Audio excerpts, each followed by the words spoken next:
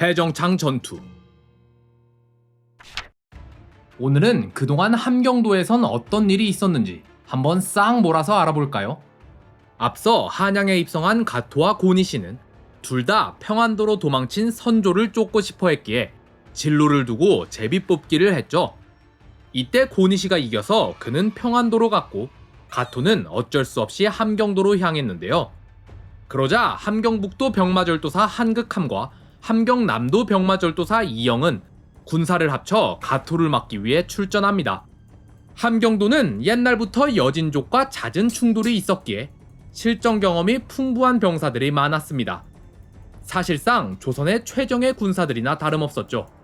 다만 그렇다고 여진족이 막 몇만 단위로 쳐들어온 게 아니라 수십 혹은 수백 단위로 쳐들어와서 약탈만 하고 간 거기 때문에 병사의 수가 엄청 많지는 않았던 걸로 보이는데요. 앞서 신립에 대해 설명할 때 니탄계가 3만의 병력을 끌고 쳐들어왔다 했는데 이것도 사실 명확하지가 않습니다. 만약 이게 진짜라 해도 어디까지나 예외적인 케이스라 막 하삼도에서 군사들을 끌어모아 함경도로 올려보내는 사태까지 발생한 거지 얘네가 맨날 이렇게 쳐들어온 건 아니었어요. 따라서 함경도의 주둔 병력이 그리 많지는 않았던 걸로 보입니다. 이 얘기를 왜 했냐? 이때 함경도로 쳐들어온 가토의 병력은 2만이 넘었으리라 봅니다.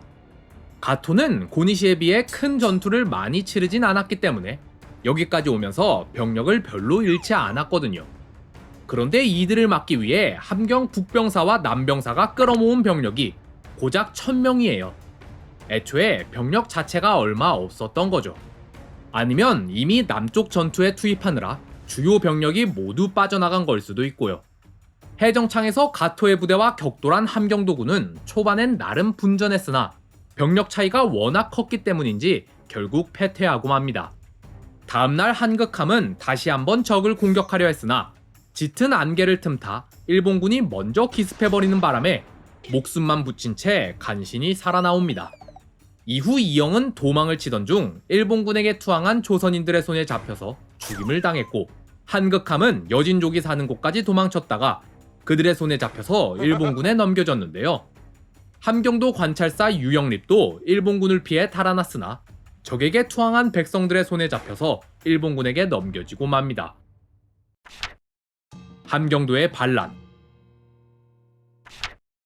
사실 함경도는 예전부터 차별을 많이 받던 지역이었습니다. 과거 세종이 함경도에 육진을 개척하면서 이 지역에 사람이 살게 하기 위해 사민 정책을 썼는데 그 정책의 일환으로 노비를 면천해주는 대가로 함경도에 올라가 살게 한다던가 죄인의 죄를 사하여주는 대가로 함경도에 올라가 살게 했거든요. 또한 관직에 있던 사람이 잘못을 저질러 유배를 보낼 때 은어로 마천령을 넘는다 라고 하는데 이 마천령이 함경도에 있는 지역입니다. 유배를 보낼 때도 오지인 함경도로 많이 보냈던 거죠. 게다가 세조 시절엔 함경도 도절제사 이징옥도 반란을 일으키고 유력 호족이었던 이시에도 난을 일으켰기 때문에 그 뒤론 아예 반역의 땅이라 불리며 노골적으로 차별을 많이 받았는데요. 이 때문에 함경도 백성들은 애초부터 나라에 불만이 가득했습니다. 그런데 여기에 불을 지른 사건이 하나 있었으니 바로 임해군과 순하군의 만행이었는데요. 선조는 한양을 떠나면서 첫째 아들 임해군과 여섯째 아들 순하군을 각각 함경도와 강원도로 보내 근왕병을 모집하라고 지시합니다. 그런데 이때 이미 강원도는 점령을 당한 뒤여서 겁에 질린 순하군은 형 임해군을 따라 함경도로 향했는데요. 그런데 문제는 이 두 왕자는 원래부터 심성이 포악하기로 유명한 자들이었단 겁니다. 그냥 개망난이나 다름없었어요. 오죽했으면 임해군은 선조의 첫째 아들임에도 세자 후보에서 일찌감치 제외됐을까요? 그런데 이들은 함경도에 가서도 재벌은 못 고치고 백성들을 상대로 만행을 부립니다.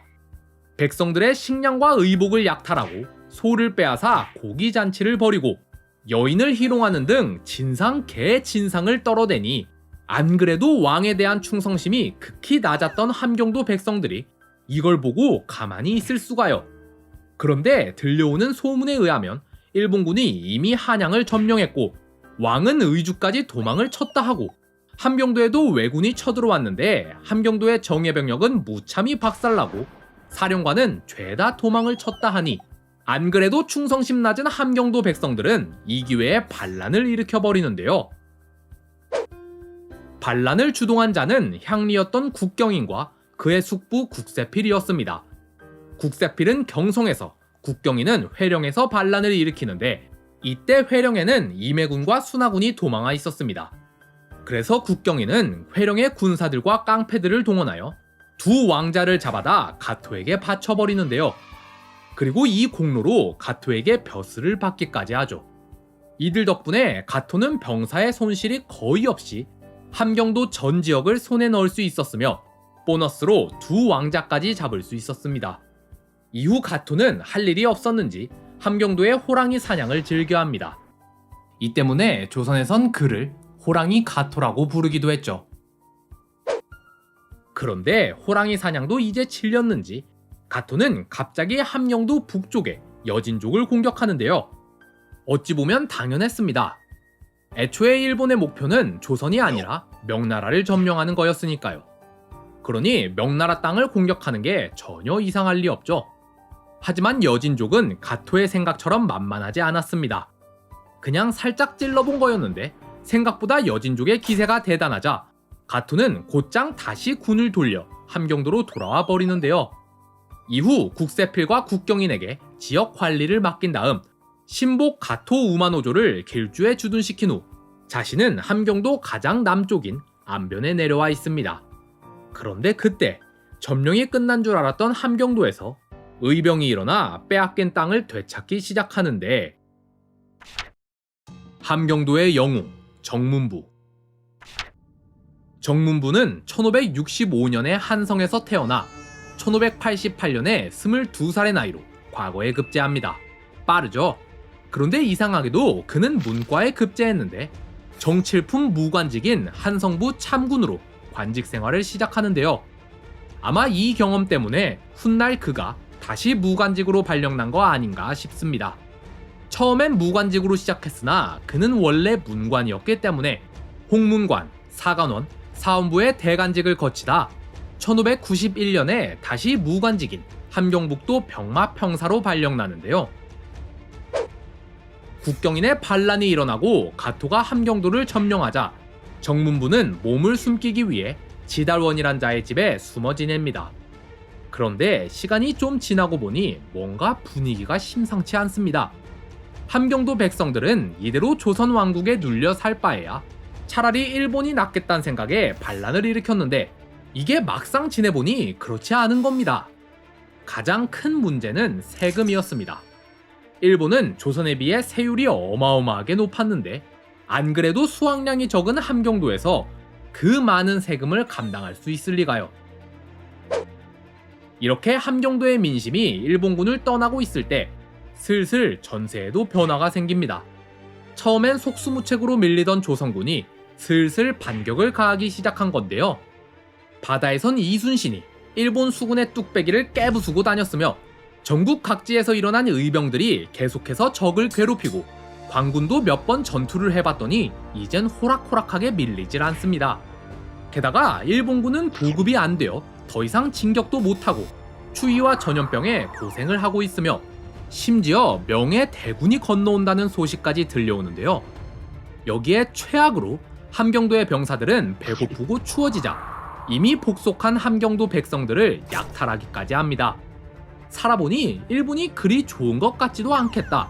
슬슬 전세가 역전될 낌새도 보이겠다. 어디 한번 더 뒤집어봐.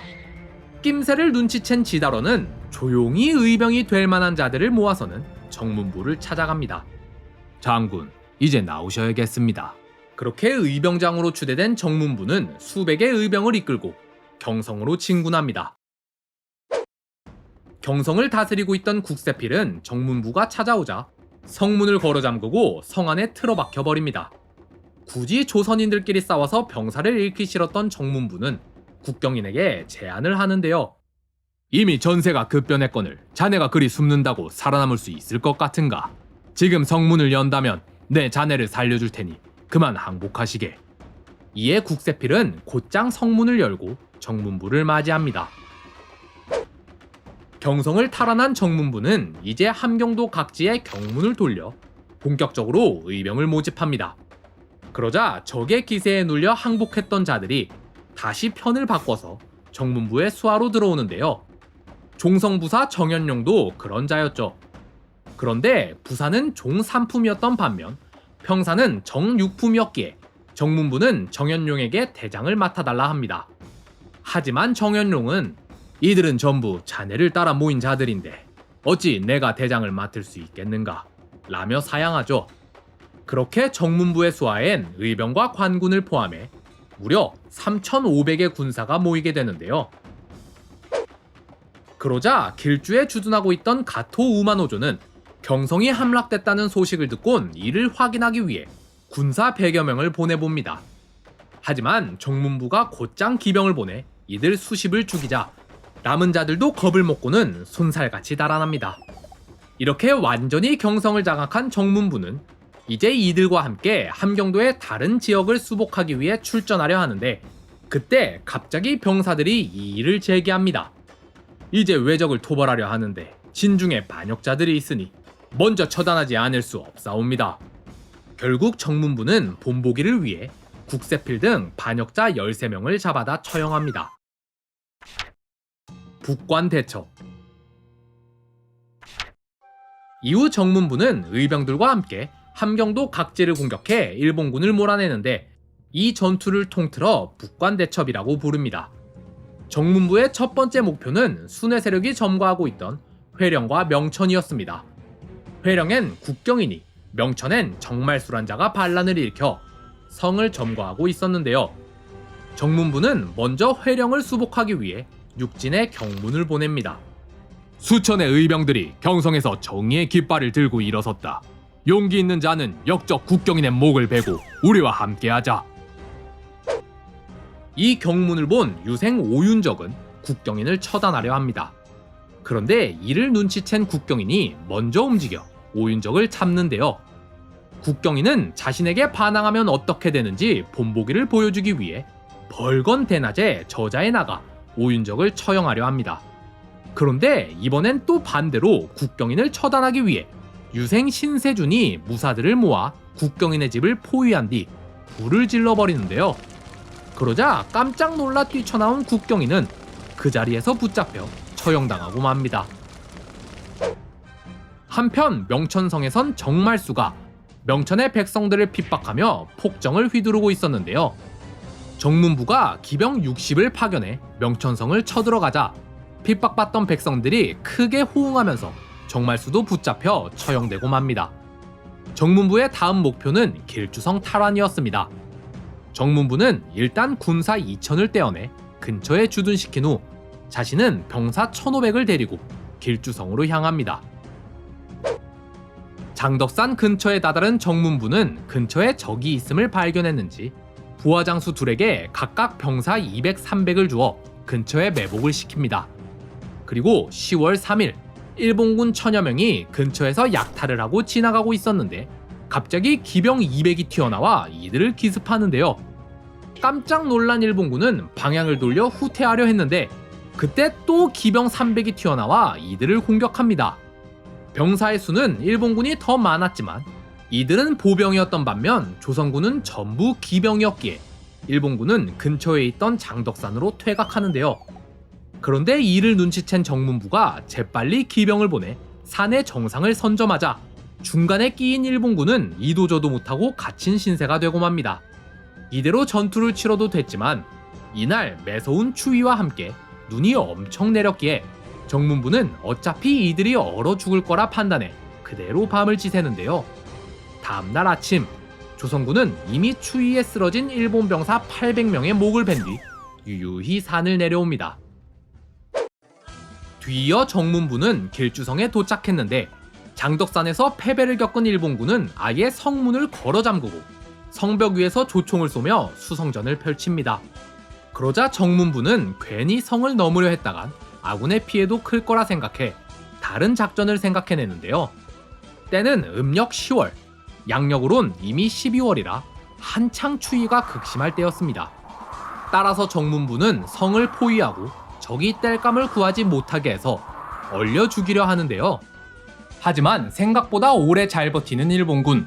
심지어 3달여가 지나자 안변에 있던 가토가 길주성을 구원하기 위해 군을 움직입니다. 이때 정문부는 3,000의 의병을 모아 가토군에 3번이나 맞서 싸우지만 전부 패배하는 바람에 길주성의 포위를 풀고 퇴각하고 마는데요.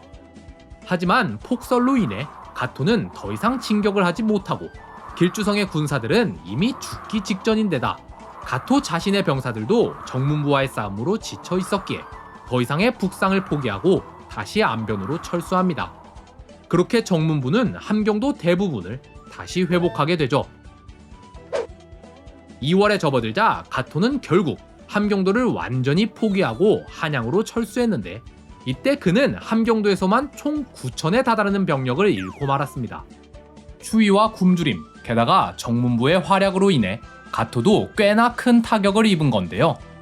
하지만 이렇게 공이 큼에도 불구하고 조정에서는 그의 전공을 제대로 알지 못했습니다. 왜냐면 함경도 관찰사 윤탁연이 그를 시샘했기 때문인데요.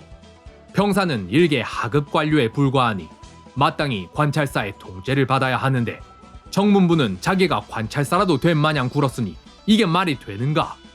윤탁연은 정문부의 전공을 왜곡해서 보고하고 정문부의 군사들이 배워온 수급을 전부 빼앗아 자기 병사들에게 나눠줬습니다. 게다가 심지어 정문부에게 영모의 누명까지 씌우려 했는데요. 뿐만 아니라 이를 조사하기 위해 조정에서 관리를 파견했는데 윤탁연은 그들에게 뇌물을 먹여 자기 편을 들게 했죠. 결국 조정은 정문부의 전공을 전부 정현용의 것으로 판단하고는 그를 함경도 병마절도사에 제수하고 정문부에겐 영흥부사의 자리를 주는데 그칩니다.